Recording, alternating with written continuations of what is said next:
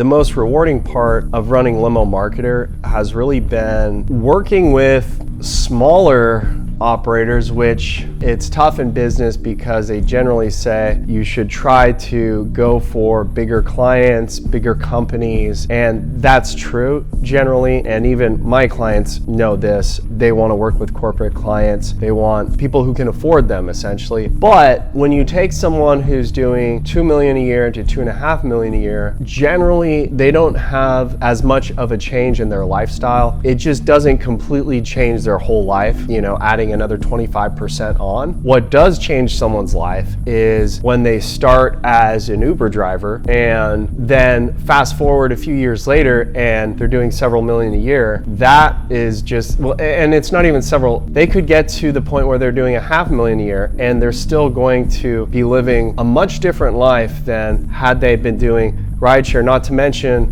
with these Uber drivers, if they do it full time, it used to be better, but these days, they're working 12 hours a day, 6 days, sometimes 7 days a week, and it's just so many hours behind the wheel. And so when I help, someone go from there to, where they're buying their first home, right, where they can support their family, it's there's really not much that matches that feeling.